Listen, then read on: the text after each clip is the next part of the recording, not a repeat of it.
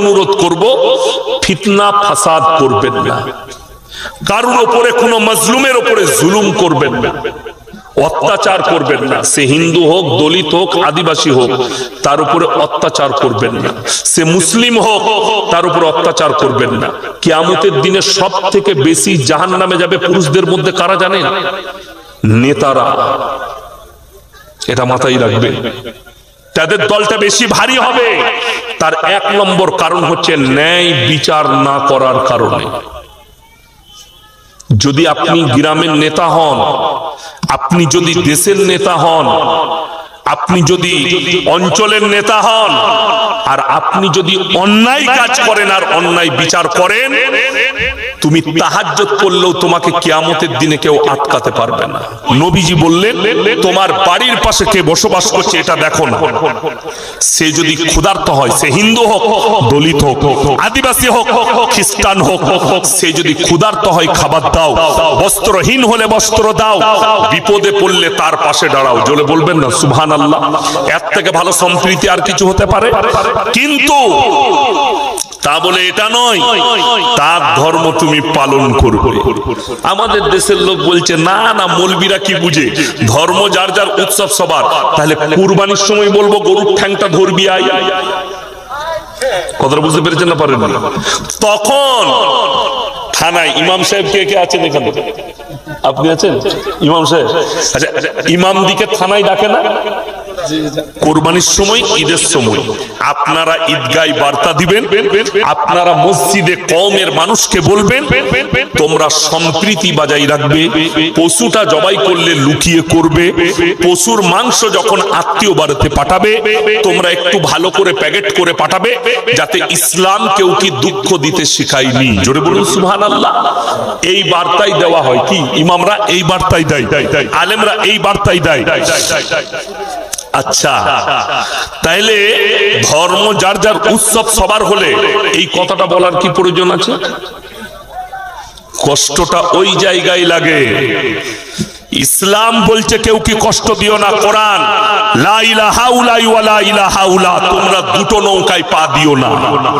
আমরা কজনকে বিশ্বাস করি রব হিসাবে? জোরে বলুন, এক আল্লাহকে বিশ্বাস করি। তাহলে তুমি তার ধর্ম কিভাবে পালন করতে পারবে? না, কোরআন শোনাবো। যে ছেলেরা, আমাদের ছেলেরা 1 জানুয়ারি পালন করে না, করে না, ডিজে বাজিয়ে ফিস্টি, ফিস্টিতে যা রান্না করলে তার সঙ্গে এক পেটি মাল থাকে, সবাই বুঝে গেছে, বোতল, কি বলে, লাল পানি। দুঃখটা বলে দেব, এইটা 2025 সাল ঢুকবে।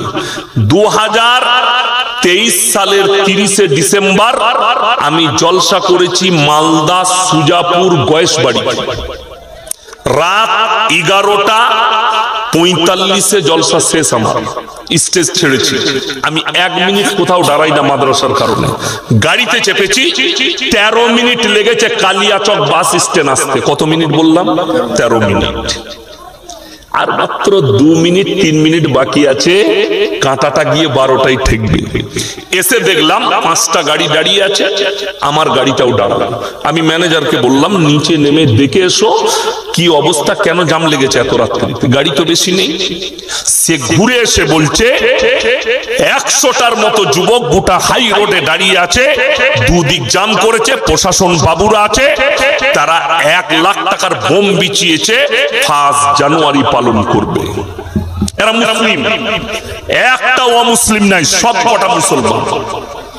ইমানদারির সঙ্গে বলুন, এই মুসলিমরা 1 লাখ টাকার বোম ফাটিয়ে দিল কিসের জন্য? 1 জানুয়ারির জন্য। ওই 100টা ছেলেকে জিজ্ঞেস করো তুমি কি আরবি 12টা মাসের নাম জানো? জানে না। ঠিক বললাম না ভুল বললাম? আরবি 12টা মাসের নাম জানে না। আরে ওরা তো দূরের কথা, এখানে যদি 200-500 লোক বসে আছেন, আমার মনে হয় 300 লোক জানে না। ঠিক বললাম না ভুল বললাম? আরবি 12টা মাসের নাম। কিন্তু এটা জানে জানুয়ারি, ফেব্রুয়ারি, মার্চ, এপ্রিল, মে, জুন, জুলাই, আগস্ট, সেপ্টেম্বর, অক্টোবর, নভেম্বর, ডিসেম্বর। যারা বিশেষ করে বদ্দিন হয়ে আছে তারা 25শে ডিসেম্বরের তারিখটা লিখে রেখেছে কবে হবে, কোথায় যাবে, কোথায় হারাম কাজ করতে যাবে। যারা ফিস্টি করতে যাবে তারা দেখেন গা ডায়েরিতে লিখে রেখে দিয়েছে, মিটিংও করে নিয়েছে কোথায় এই বছরে ফিস্টি করতে যাব, হারাম ডিজে সব ফিট করে রেখেছেন। বলে দিই, খ্রিস্টানরা 3টে আল্লাহকে মানে, কটা বললাম, কটা? 3টে। এক হচ্ছে আল্লাহকে, তিনি সৃষ্টিকর্তা। 2 হচ্ছে ঈসা মসিহকে, ঈসা নবীকে মানে আল্লাহ বলে। 3 হচ্ছে তার মা মরিয়ম। খ্রিস্টানরা আহলে কিতাব ছিল, যেদিনে খ্রিস্টানরা বলে দিয়েছে যে ঈসা আল্লাহর বেটা, সেই দিন থেকে তারা আহলে কিতাব থেকে বেরিয়ে গেছে, সেই দিন থেকে বেরিয়ে গেছে আহলে কিতাব থেকে। আমার মুসলমান ভাই, আপনাদিকে যারা খেতে বাকি আছেন, মানে আমাদের সে প্যান্ডেল বন্ধ ক্লোজ হয়ে যাবে, যদি কারোর খাওয়া থাকে তো একটু খেয়ে আসবেন দয়া করে, যেহেতু ওনারাও জালসা শুনবেন তো। ইনশাল্লাহ 1টা পর্যন্ত বলবেন ইনশাল্লাহ। আমরা আবদার, যেহেতু যে বক্তা আমাদের ছিল উনি আসতে পারেননি, তার জন্য ওনাকে একটু আমি অনুরোধ করবো একটু ধরিয়ে বলার জন্য। অবশ্যই শুনতে পাবেন ইনশাল্লাহ। যারা খাওয়ার আছে একটু খেয়ে এসেন, ওনারা জালসা শুনবে, সেই জন্য একটু যাবেন। আমি 2 ঘন্টার বেশি কোথাও বলি না, আর বলতেও পারবো না, যেহেতু মাদ্রাসাওয়ালা রোজ জলসা। 2-10 মিনিট বেশি, হয়তো 15 মিনিট বেশি বলবো ইনশাআল্লাহ। আমার ভাই, আমি যেটা আপনাদেরকে বলছিলাম, খ্রিস্টানরা 3টে আল্লাহকে মানে, ঈসা মসিহকে, তার মা মরিয়মকে আর আল্লাহকে। এইটার কারণে, এই অপরাধের কারণে আল্লাহ কিয়ামতের দিনে ঈসা মসিহকে দাঁড় করাবেন, ঈসা নবীকে পুরো পৃথিবীর মানুষের সামনে। কে দাঁড় করাবেন? আল্লাহ। কি প্রশ্ন হবে? ইজ ক্বাল আল্লাহু ইয়া ঈসা ইবনে মারইয়াম আনতা কুলতা লিন-নাস ইত্তাখিদুনি ওয়া উম্মিয়া ইলাহাইনি মিন দুনিল্লাহ। হে ঈসা, তুমি কি তোমার কওমের লোককে বলেছিলে আল্লাহ ছাড়া আমি আর আমার মা আরো 2টো আল্লাহ? ঈসা নবী বলবেন ক্বালা সুবহানাক, ক্বালা সুবহানাক।